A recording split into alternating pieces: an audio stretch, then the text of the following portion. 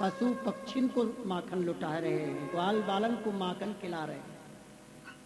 काहे पे?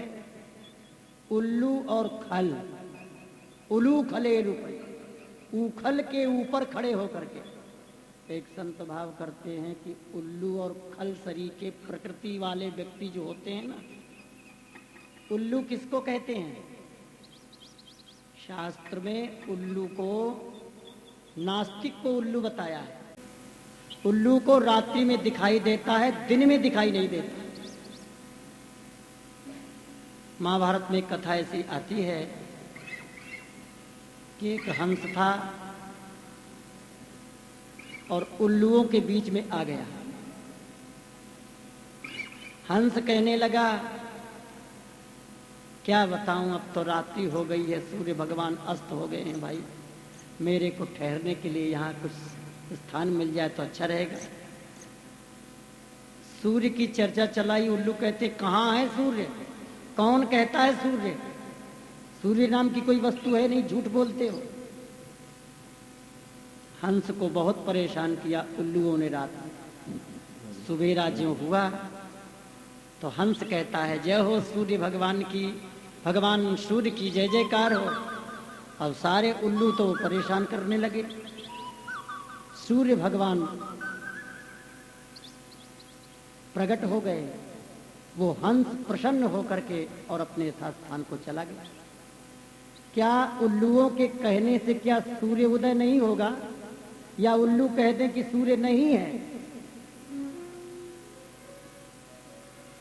नास्तिक कहते हैं भगवत सत्ता नहीं है। तो ऐसे नास्तिकों पर भी कभी कभी भगवान ऐसी कृपा करते हैं कि उनके सिर पर बैठ करके और रस प्रदान करते हैं। भावार्थ क्या है इसका? खल माने दुष्ट और नास्तिक माने उल्लू। उल्लू और खल सरीके प्रकृति वाले जो व्यक्ति होते हैं, इनके ऊपर जब कृपा करते हैं भगवान, तो ये भी बड़ी सुंदर सुंदर कथा सुना करके, कीर्तन करके और अच्छे अच्छे दुष्टों का कल्याण करते हैं। कितने ऐसे प्रमाण आते हैं महाराज, हैं?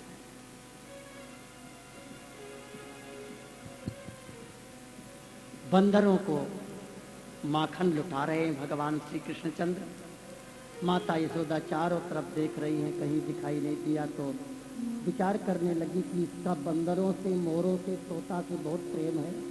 छत की तरफ ऊपर देखा तो आकाश में अपने महल के पीछे की तरफ पक्षी उड़ते दिखाई दे रहे हैं, बंदरों की चीत्कार सुनाई दे रही है।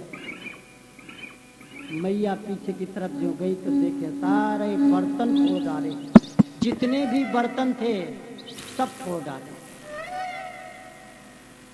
बंदरों को माखन, दूध, दही सब लुटा दिया।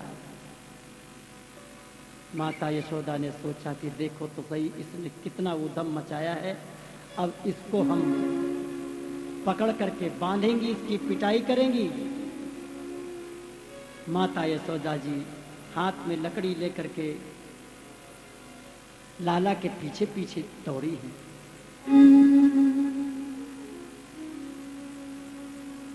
तददाम बध्यमानस्य स्वारभगस्य कृदागसः द्वयंगुलो नम भूतेन संदधेन्यच्च गोपिका। जब माता यशोदा अपने उद्यमी और नटखट लाला को रस्सी से बांधन लगी हैं, तब वो 2 अंगुल छोटी पड़ गई है। जो भी रस्सी लाए के जोड़े हैं, बस वही रस्सी 2 अंगुल कम रह जाए। महापुरुषन ने भाव करे हुए 2 अंगुल की रस्सी कम का मतलब क्या है? एक तो भगवान कृपा करें, 1 अंगुल तो ये है। इधर से जीव अपने साधन का अभिमान छोड़े और उधर से भगवान कृपा करें, तब प्रभु बंधन में आते। कृपयासी स्वबंधने।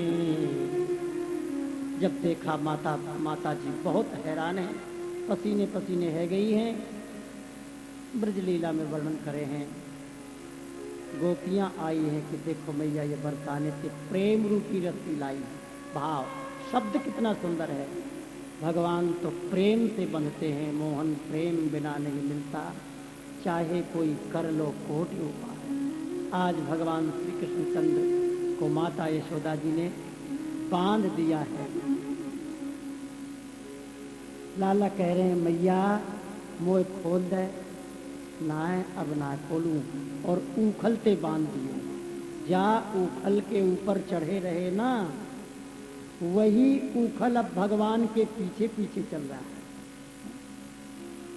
उस उल्लू और खल सरीखे प्रकृति वाले व्यक्ति के स्वभाव को तो देखो, भगवान आगे आगे चल रहे हैं और वो भगवान की लीला में सहायक बन रहा है। उखल उखल चल रहा है।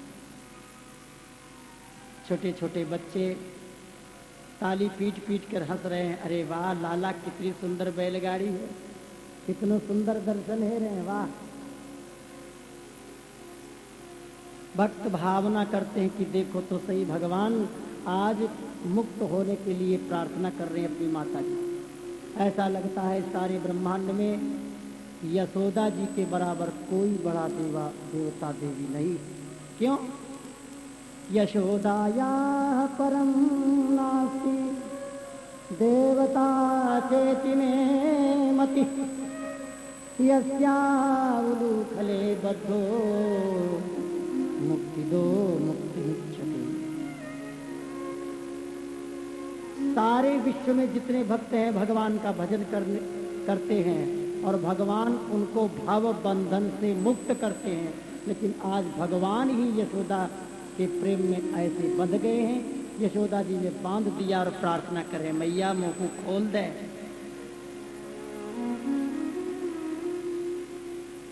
उखल पीछे पीछे सरकता हुआ चला जा रहा है। घुटुरवन चलते भय भगवान श्री कृष्णचंद्र नंद भवन के दरवाजे पर दो वृक्ष खड़े हैं, यमलार्जुन। उनके नीचे से जड़ तो एक है, लेकिन बीच में से दो पेड़ होकर के चलते हैं। थोड़ा सा छेद है बीच में, उस छेद में से भगवान अपने प्रिय को निकाल गए हैं, लेकिन उखल टेढ़ा हो गया, उखल फंस गया। बच्चों ने शोर मचाना चालू किया। मनसुखलाल बोले लाला मैया को दूध पियो हो तो ला उखाड़, इन पेड़न को उखाड़ के दिखा। थोड़ा सा जोर लगाए हुए शरीर को, उखल को स्पर्श भयो है। इधर से भक्त का घर्षण लग रहा है, इधर से भगवान का स्पर्श हो रहा है। इधर भगवान है, इधर भक्त हैं, बीच में साधक आ गया। भक्त का भी स्पर्श हो रहा है, भगवान का भी स्पर्श हो रहा है। भगवान ने जो ही चरण स्पर्श कराया दोनों बच्चों पर, दोनों बच्चे गिर पड़े। बड़ी भीषण आवाज आई है, उसमें से दो देवता प्रकट हुए, दिव्य प्रकाशमान पुंज जिनका स्वरूप है। वाणी गुणानुकथने श्रवणौ कथायां हस्तौ च कर्मसु मनस्तव पारयोर्न मत्स्यां शिरस्तव निवास जगत् प्रणामे दृष्टि शतां दर्शने सुभवत्संभूना। हे प्रभु मेरी वाणी हर समय आपका गुणानुवाद गाती रहे, हाथ आपकी सेवा में लगे रहे। मनः मेरा मन आपके चरणों का चिंतन करता रहे। स्मृत्याम शिरस्तव निवास जगत प्रणामे, मेरा सिर आपके चरणों में प्रणाम करता रहे। मेरी आंखें आपका दर्शन करती रहे। बस इस प्रकार स्तुति करके देवलोक को चले जाते हैं। राजा परीक्षित ने पूछा महाराज ये कौन थे? सुखदेव जी कहते हैं ये रुद्र के अनुचर थे। रुद्रस्यानुचरौ भूत्वा सुद्रप्तौ धनतात्मजौ कैलासोपवने रमे मंदाकिन्यां मदोत्कटौ। परीक्षित, नलकूबर और मणिग्रीव ये दोनों एक तो धनाध्यक्ष कुबेर के लाड़ले लड़के थे ही, दूसरे इनकी गिनती तो की गई रुद्र भगवान के अनुचरों में। इससे इनका घमंड बढ़ गया था। मदिरा पी करके मदोन्मत्त होकर के महाराज ये नदी में स्नान कर रहे थे। वहाँ से नारद जी निकले। नारद जी सभी के संत को देख करके और फिर भी इन्होंने प्रणाम नहीं किया। नारद जी ने उस जीव की दुर्दशा देखी। बेचारा जीव देखो कितना मदान्ध है, मदोन्मत्त है, संतों को देख करके प्रणाम भी नहीं करता और जल में निर्वस्त्र स्नान कर रहा है, जड़ की तरह खड़े हैं। तुरंत नारद जी ने कृपा करके श्राप दिया। देखो संत नाराज होते हैं तब भी भगवान से मिलाते हैं, संत प्रसन्न होते हैं तब भी भगवान से मिलाते हैं।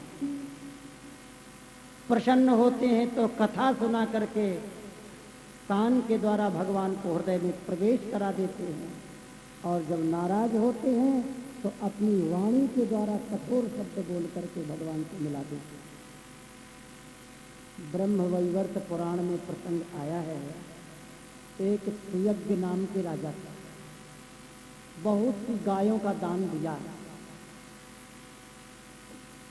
एक ब्राह्मण से थोड़ी भूल हो गई, उनका सम्मान नहीं कर पाए। बहुत से लोग आ जाते तो उन ब्राह्मण ने राजा सुयज्ञ को श्राप दे दिया, जाओ तुम लक्ष्मी से हीन हो। वहां पर सनकादिक जी भी हैं, सनक सनंदन सनातन सनत कुमार, नारद जी महाराज, बड़े बड़े दिव्य ऋषि विराज रहे। सब ने ब्राह्मण देवता को समझाया आप इतना क्रोध न करें। राजा सुयज्ञ चरणों में गिरे, प्रभु मेरे अपराध को क्षमा करें। महात्मा प्रसन्न हो गए। प्रसन्न होकर के उनको श्री राधा नाम मंत्र देते हैं, जुगल मंत्र देकर जप करने की आज्ञा करते हैं। तो उन्हीं महात्मा की कृपा से गोलोक विहारी श्री राधा कृष्ण के दर्शन सुयज्ञ राजा को हुए। तब सुयज्ञ राजा कहते हैं ये संतों की कृपा न होती तो वो राज्य छूटता नहीं, राज्य छूटता नहीं तो भगवान के दर्शन नहीं होते। परीक्षित जी भी कथा सुन करके यही तो विचार कर। देखो संतों, यदि संत आशीर्वाद न देते, अरे 7 दिन तक मरोगे ही नहीं, ये श्राप थोड़ी, ये तो आशीर्वाद है। ये तो संतों का श्राप नहीं, ये तो आशीर्वाद है जिसकी कृपा से हे प्रभु आपके श्रीमुख से हम कथा श्रवण कर रहे हैं। कि नारद जी ने श्राप दे दिया, तुम जड़ के समान खड़े हो। जो ठाकुर जी को देखकर प्रणाम नहीं करता, संत को देखकर प्रणाम नहीं करता, वो जड़ है। जड़ माने मूर्ख, जड़ माने चैतन्यहीन, चेतना से लुप्त है। नलकूबर मणिग्रीव नारद जी के चरणों में गिरे। महाराज हम तो अज्ञानी जीव हैं, अब तो अपराध क्षमा करो, मेरा कल्याण कैसे होगा। नारद जी ने कहा ठीक, तुम यदि क्षमा मांगते हो तो मैं बता रहा हूं। ब्रजमंडल में गोकुल में नंद महल के दरवाजे पर तुम वृक्ष हो जाओ, वहीं श्री कृष्ण के चरण स्पर्श से तुम्हारा कल्याण हो जाएगा।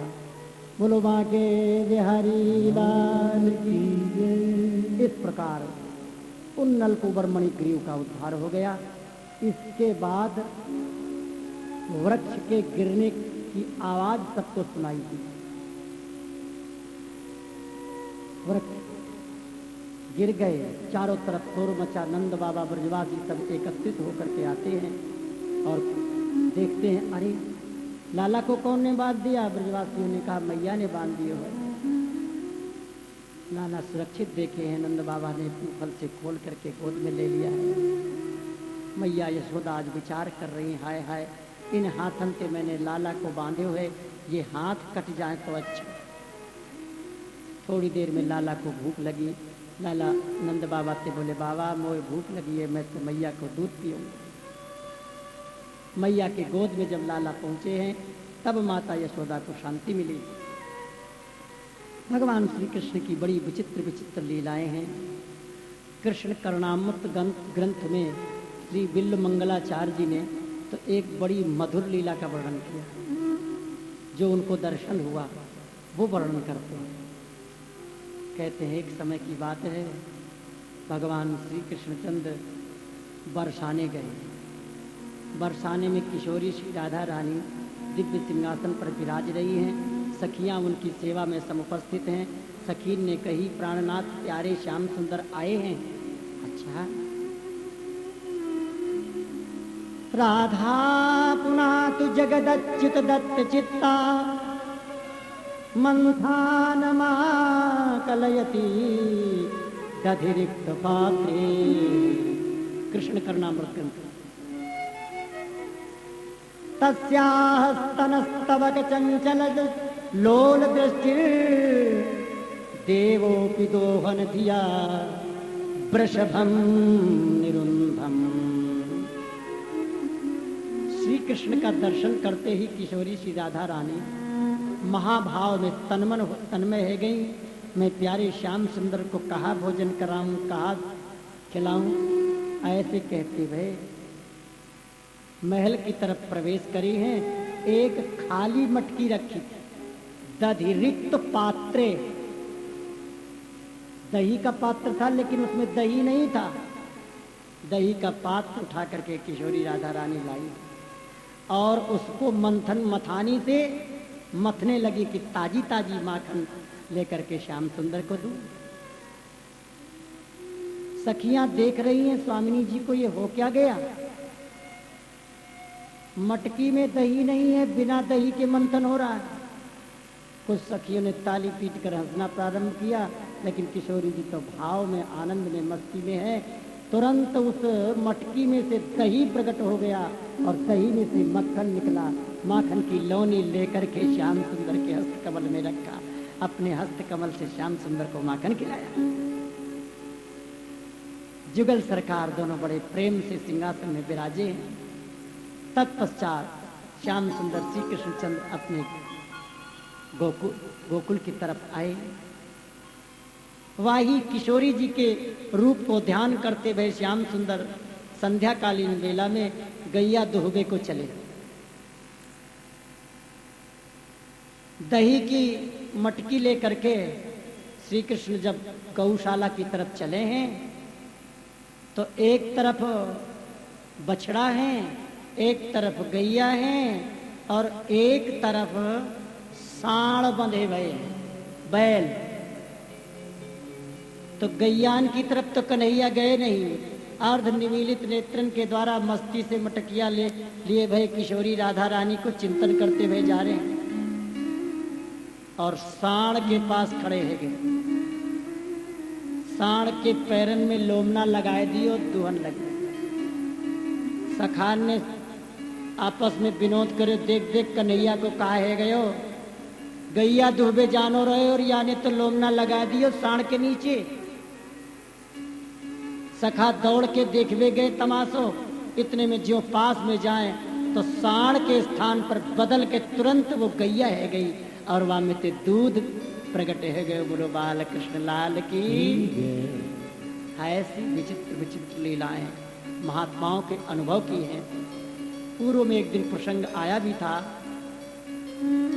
गोबर लीला का प्रसंग आता है। सठकोप जी महाराज को भावना में दिखाई दिया कि गोपी ने भगवान श्री कृष्ण का गोबर का श्रृंगार किया। एक दो प्रकार की लीलाएं हैं। ये जो ब्रज में लीला हो रही है ये सुभद्र लीला है, एक भद्र लीला है। भगवान की श्री कृष्ण की व्यावहारिक जो लीला है उस लीला में देवताओं को भी प्रवेश है और पात्र भी आ जाते हैं। जो वास्तविक लीला है ब्रज लीला, इसमें तो जो नित्य लीला होती रही, नित्य लीला के पार्षद इस लीला में अवतरित होते हैं। इस लीला में देवताओं का प्रवेश नहीं है। व्यवहार की लीला में, मथुरा लीला में और द्वारिका लीला में देवताओं का प्रवेश है। तो केवल देवता उतने ही काम के लिए आते जितनी उनको आज्ञा मिलती है। ये इसका मतलब ये नहीं कि लीला में प्रवेश हो गए तो उनका दैवत्व समाप्त हो गया। द्वारिका में देवता रूप में जो भी यदुवंशी थे, शरीर छोड़ने के बाद वो देवता ही बने। वो नित्य लीला में उनको प्रवेश नहीं हुआ। नित्य लीला में तो जो नित्य रहते हैं पास में वही प्रवेश कर पाते हैं, उन्हीं को उस नित्य लीला का सुख मिलता है। अथवा वो जो नित्य लीला सिद्ध महापुरुष हैं, वो किसी पर कृपा करके उसको उस लीला का पात्र बनावे तो वो उस लीला का दर्शन कर सकता है, वास्तविक लीला का। श्री राधा कृष्ण की ब्रज की जो निकुंज लीला है, ये वास्तविक लीला है। देखो, गोपियां इकट्ठी हो जाती है, कन्हैया आ गए, कन्हैया को बीच में कर दियो है। 10-10, 20-20 गोपी चारों तरफ से खड़ी है कि लाला को बीच में नाच नचावे। सूरदास जी वर्णन करते हैं, दीत कर ताल रे लाल गोपाल सो, पकड़ी ब्रज बाल कपि ज्यों नचावे। जैसे बंदर को मदारी नचाता है, इसी प्रकार गोपियां भगवान श्री कृष्ण को नचा रही हैं।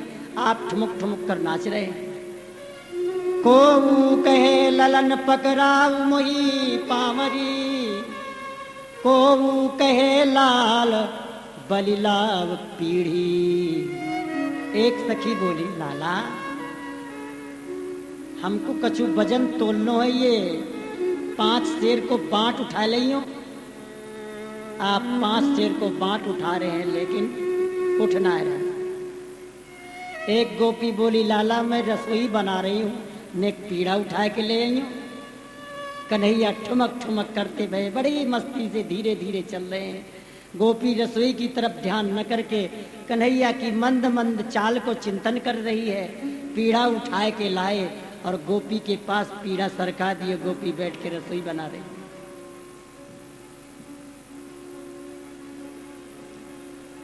को कहे ललन गहाऊ मोही सोहिनी। एक गोपी के घर पहुंचे, गोपी ने कही, लाला ने बुहारी उठाए लियो। लाला बुहारी उठा लाए, झाड़ू जाते सोहिनी कहे। गोपी बैठी है चौक पे, लाला ने कहा हमारी चौक में बुहारी करके दिखाइयो, तुम पे बुहारी चले कि ना चले। अब बुहारी तो इतनी बड़ी बुहारी के बराबर के आप ही हैं, चल ना रही। जबरदस्ती धीरे धीरे बुहारी लगा रहे गोपी के, बुहारी लगाते भये दर्शन कर रही है सखी। वह झांकी को अवलोकन करके बड़े आनंद में मस्त है। को कहे लाल चढ़ी जाऊ सीढ़ी। एक सखी बोली, लाला ने दौड़ के जाइयो हमारी सिड्ढीन पे चढ़ के, कितनी जल्दी चढ़ के आओगे, गिन के आइयो कितनी सिड्ढी है। सिड्ढीन को स्पर्श करके जल्दी से दौड़ के आए। सखी बोली, लाला ने बताइयो तुम्हारी नाक कहाँ है। लाला अपनी नाक पे अंगुरिया धर रहे हैं। एक गोपी बोली, लाला तुम्हारे कपोल कहाँ है, तुम्हारी आंख कहाँ है, तुम्हारे कान कहाँ है। ऐसी ऐसी मधुर लीलाएं हैं। को कहे ललन देखो मोर कैसे नचे।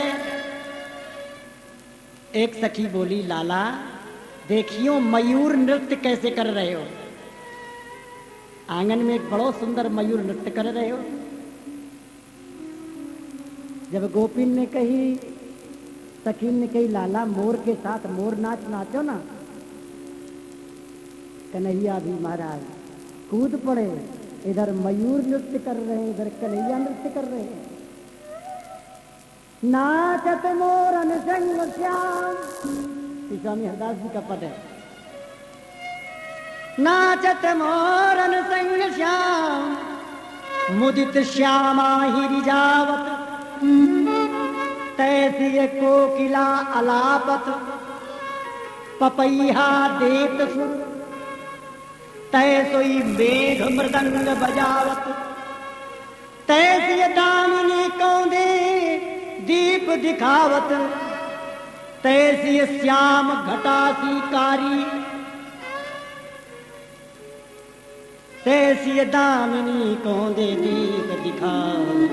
श्री हरिदास के स्वामी श्यामा कुंज बिहारी, रीझ राधे हंस कंठ लगावत, नाचत मोरन संग श्याम मुदित श्यामा। आज मयूर को नृत्य इतना सुंदर रह रहे हो, मयूर विचार करने लगे, हाँ हाँ मेरे कितने सौभाग्य आज कन्हैया के साथ नृत्य करबे को सौभाग्य मोकू प्राप्त भयो है। एक मयूर ने देखो, दूसरे मयूर ने देखो, आप तो मयूरन को झुंड आ गए हो, बीच में कन्हैया है, चारों तरफ से मयूर नृत्य कर रहे हैं। आज बड़ो मयूर विचित्र मयूर नृत्य है रहे। देखो लाला कैसे सुंदर मयूर नाच रहे हो, मोरन के साथ नाच रहे। को कहे भ्रमर कैसे गुंजार, एक सखी बोली लाला देखियो ये भौरा कैसे गुनगुना रहे, उन्हें भौरा के स्वर में तो स्वर मिलाइए। भौरा स्वर में से स्वर मिला रहे, भौरा के साथ गुनगुना के खड़े हैं, झूम रहे हैं। लाला गोपी के चौक में खड़े भाई। को कहे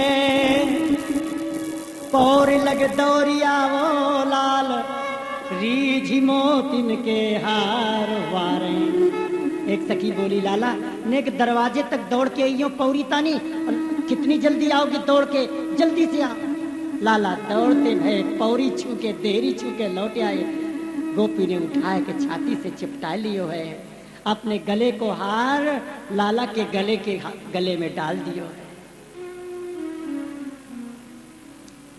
एक दिना की बात है, मैया यशोदा ने कही लाला देख तेरे बाबा स्नान कर रहे हैं, एक काम कर लाला तू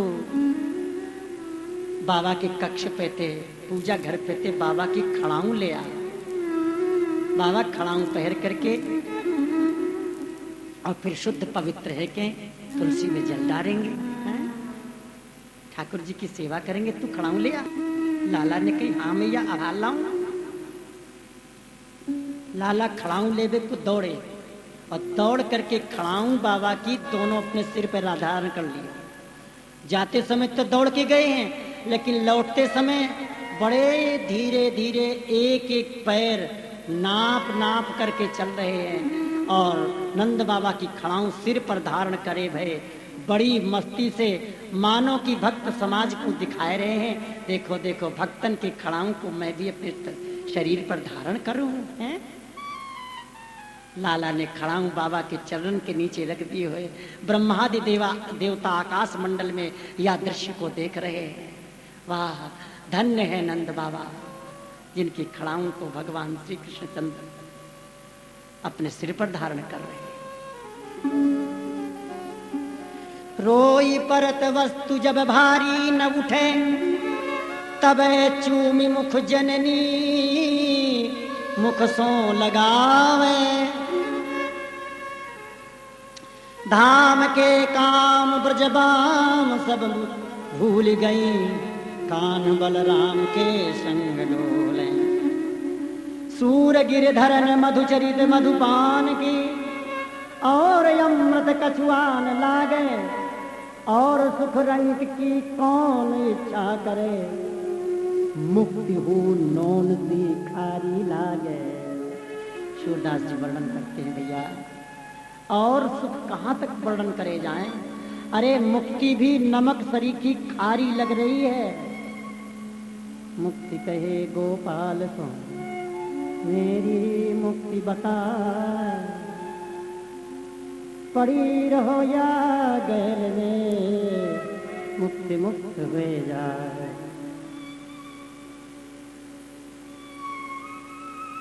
भक्त मुक्ति चाहे नहीं, जे चाहे ते क्रूर, भक्त चाहे